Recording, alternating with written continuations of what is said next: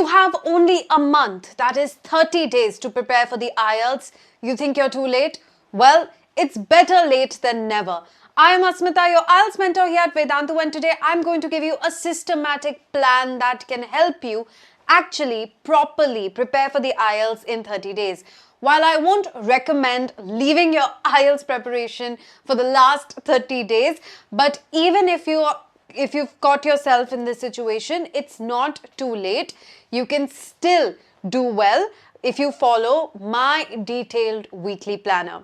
So before I get started, so that you don't end up making such late decisions for everything, and when it comes to the IELTS, maybe you can still end up doing an okay job. But when it comes to visas and college applications, being late can be catastrophic. You can miss your deadlines, and that means you can waste an entire year before you can actually go abroad.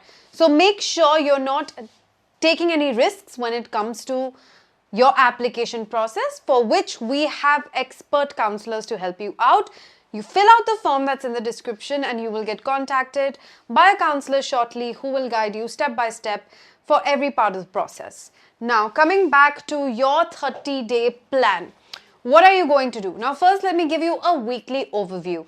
Week 1 is going to be spent figuring out where you stand. So it's basically an assessment so that you can work according to your current level. Week 2 is going to be skill building. Depending upon where you are and what your different weaknesses are, you are going to build those skills, and you are going to do this with daily guided practice. Coming to week 3, now we are going to get strategic because we are closer to the actual test. Here we are going to focus on the test and not English in general. We're going to master test techniques and the different task types for different sections of the IELTS. And finally, week 4, where your war mode is on, you are going to do a lot of simulation. That means mock tests, but in an environment that feels real. So you have to time yourself. You can't take unnecessary bathroom breaks. You can't stop the mock test in the middle to go talk to someone. You are going to simulate the actual testing environment, and make sure that you're able to take the pressure and do all the tasks well within time. So full marks, feedbacks, and last mile confidence. Now I'm going to give you a detailed planner for every day of each week. This was a weekly overview. What are you going to do every day of the week? And before I move ahead, even if you are like a year away from your IELTS, this still is a beneficial video for you, because when it comes to the last 30 days, this is what's going to work. And if you start your IELTS journey with this kind of a planner, just extend it to a year or 6 months or how much ever time you have before you take the test, then it's still a very good, disciplined and systematic way to go about your IELTS prep. For example, here, whatever I've divided into week 1, week 2, week 3 and week 4, you can take longer with it and divide it into, let's say, semester 1, semester 2, semester 3 and semester 4. So if you have a year before your IELTS, right, you can divide your months in this manner, and this becomes week 1, this becomes week 2, this becomes week 3, this becomes week 4. Alright, so depending upon how much time you have, split it with this basic framework in mind. Moving on to all those of you who are left with just 30 days, this is what you're going to do. Now, daily you have to spend approximately 90 minutes. I will give you the day-to-day breakdown shortly. And you can follow this split to make sure that you're hitting everything that you need to in order to do well in the IELTS.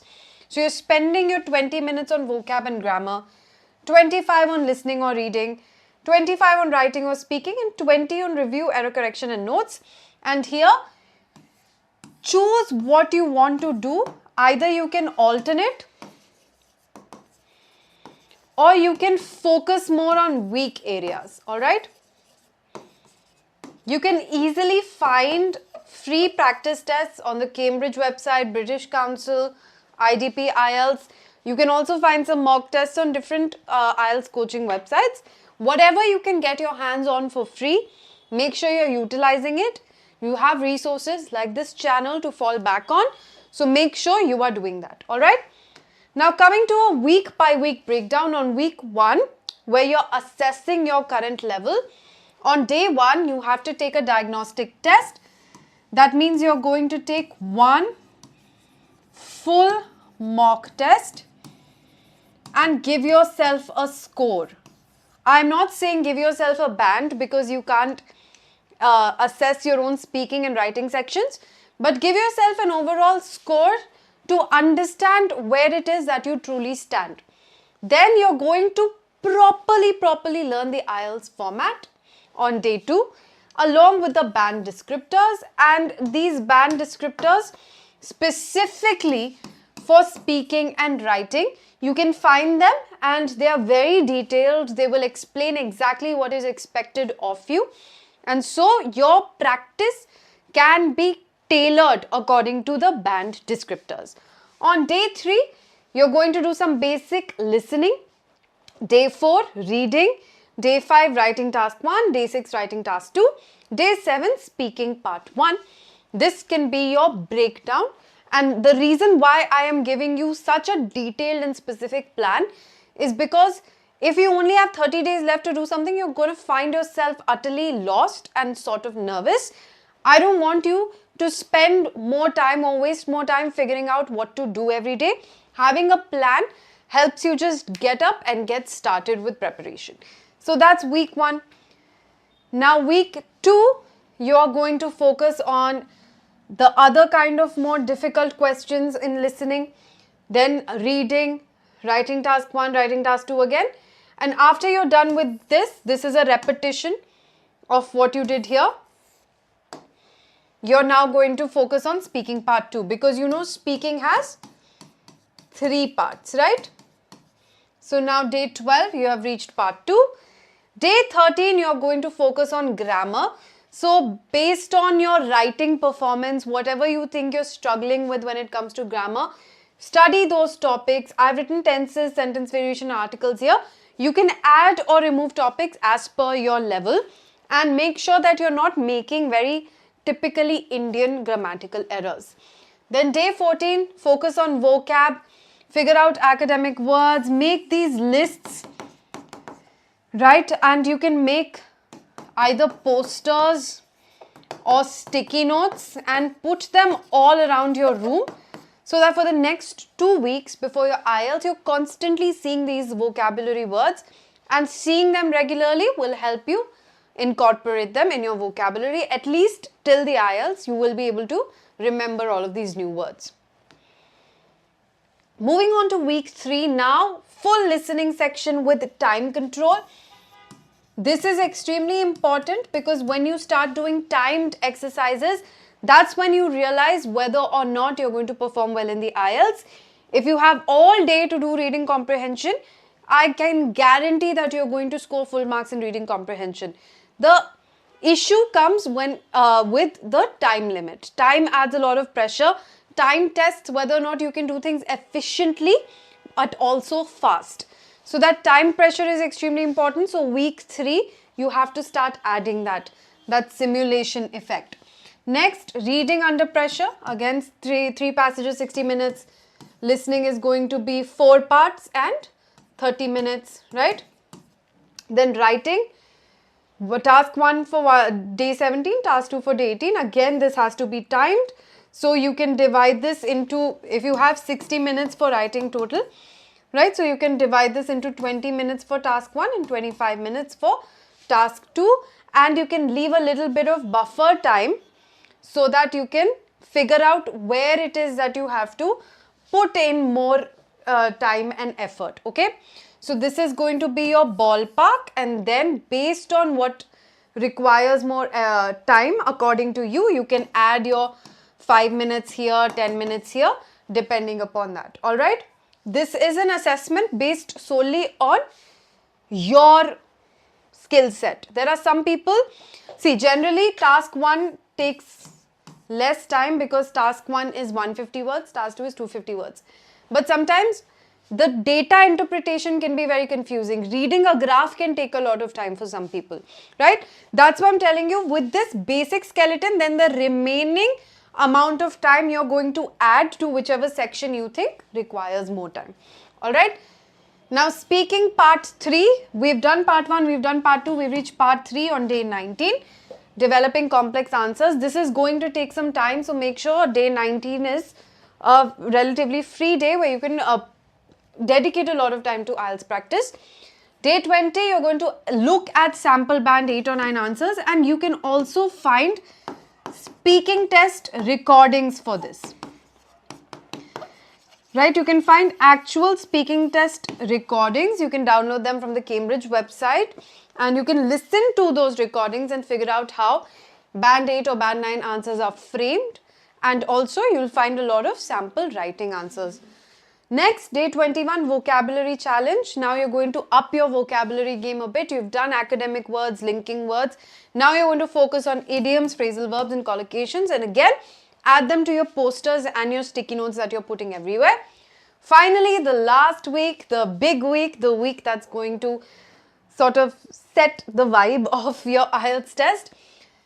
Full listening test, full reading test, full writing, full speaking, and speaking you can do it with a partner or you can record yourself.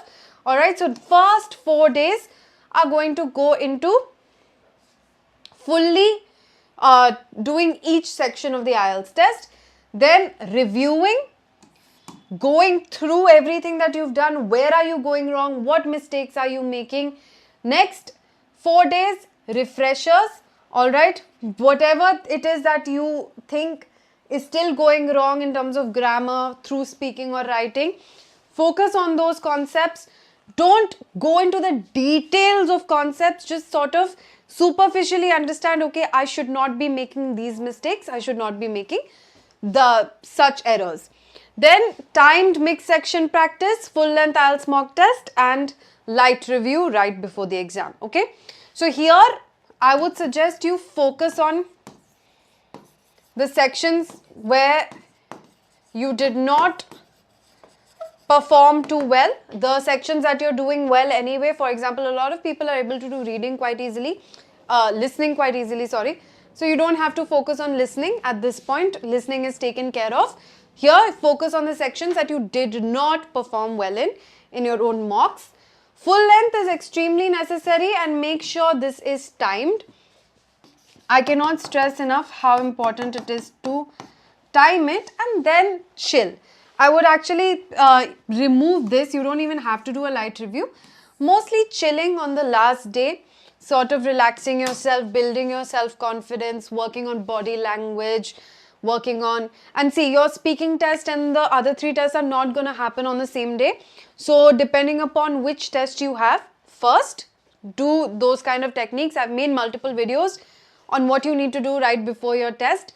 So follow those tips and tricks and you will be fine. It's not the end of the world. All right. Here are some bonus tips that you can follow throughout your preparation. Use voice memos to practice speaking while commuting. So whenever you are sitting in a car and sitting in a cab, sitting in an auto, and you're just waiting to get from point A to point B, don't waste that time. That is precious time that you can use to do some kind of speaking practice. Open your phone. We all have technology. Start recording yourself. Listen to yourself. See how you're doing. See if there's any progress. Every day you're going to read one article from a good source, be it BBC, The Economist, National Geographic. You're going to practice writing outlines during work breaks or study breaks, right? So, and if you're at home, right before going to bed, just jotting down something in your journal to get into the habit of writing, to be able to frame structured writing responses. Make a vocab journal and add 5 to 10 new words daily. Instead of a journal, again, I would say make a poster so that you can stick it up somewhere, ideally in front of your bed. So that's the first thing you see when you wake up. That's the last thing you see when you go to sleep. Things, spaces that you visit often or frequently, for example, the fridge, you can put a poster up there so that you keep looking at these words, and the more you look at them, they'll be stuck in your memory. and watch one short IELTS listening video while eating, or any kind of video. It doesn't have to be a listening video. So whenever you're eating, just on the side, play something, try to watch like one of those mock tests where an examiner is assessing a candidate, see how they're doing, and just passively consume all of this IELTS related content, so that's what you think about most of the time, at least right before the IELTS test. Alright, that's it from me today. Hopefully those tips were helpful. You will do a great job. Don't worry, don't panic. Subscribe to this channel for more. Don't forget to share it with your friends and follow us on Telegram so you don't miss out on updates, and all the very best.